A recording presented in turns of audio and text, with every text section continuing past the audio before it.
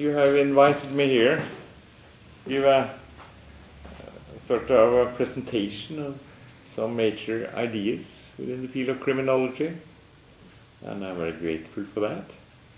Well, I have so much to be grateful for in a long life. Yeah, just to meet here. This is where I've been working for most of my life. And what a setting. I mean, as I hope appeared in the opening picture, the Royal Palace, just up the hill there. This is the major university, the major part of the major university.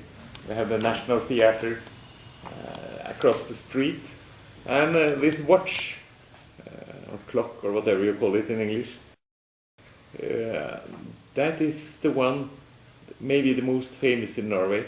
It was here, Henrik Ibsen. Every lunchtime he passed here, controlled his own watch, and continued further down.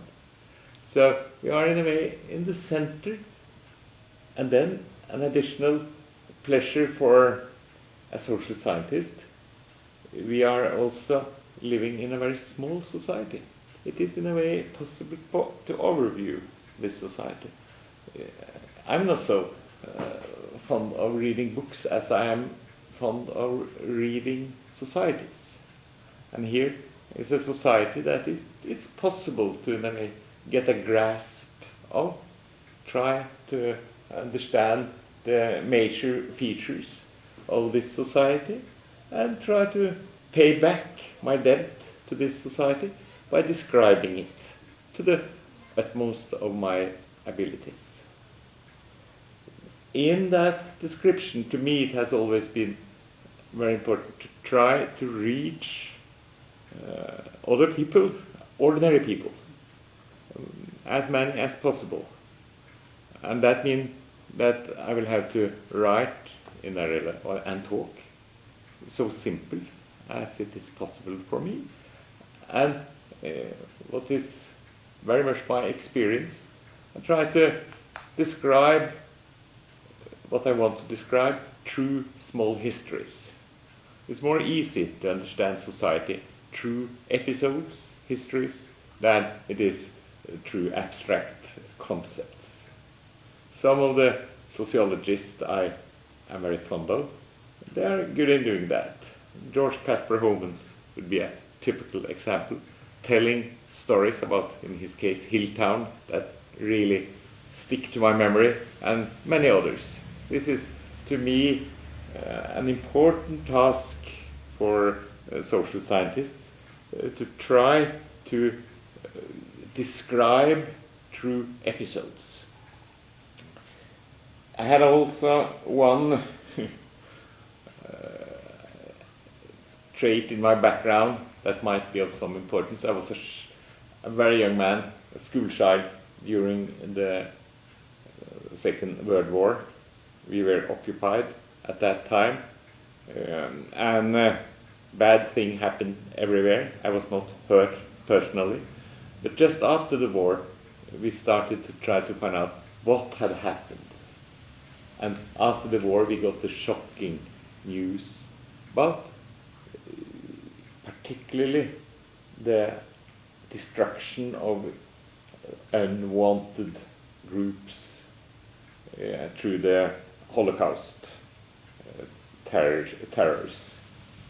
And then I was a young student then, when the sort of the war history rolled over us. We had to try to find out what happened here in Norway, how could it be understood. And it was one mystery. I was approached as a very young student, and in my naivete, I said I was willing to give it a try. You see, we had also concentration camps in this country. We had large contingents of prisoners coming from Yugoslavia as a part of Hitler's Nacht und Nebel, night and fog program. They were in extreme miserable conditions. They were said to be partisans in Yugoslavia, but they were presented here by the German occupants as sort of wild animals down from Serbia and Croatia. And they were stored away in some camps. And during the very first year, I think, close to 60% of them died. That is sort of at the level of the ordinary concentration camps in other countries. But what was so unpleasant here, and which in a way put its imprint on me for life, that was that in these camps, as the ordinary guards, we had Norwegians working. It was a German group at the very top, with the commander, etc. But the ordinary guards were Norwegians. And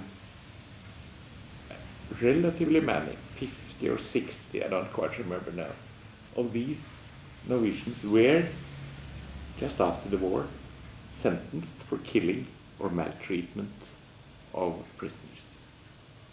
You see here was nearly a sort of shock to the Norwegian society. You could expect the enemy to do such things, but to expect that some in this, what we supposed was a very peaceful country, could do this to other defenseless people, that was beyond understanding. So I was asked to try to describe, try to find out who were they and how could this happen.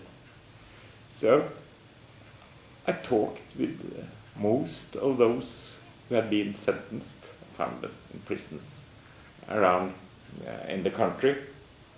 But I talked also with a great number of those who had been guards but not been sentenced for maltreating of prisoners. They got a sentence for having been guards, but they were not specified as having done something awful.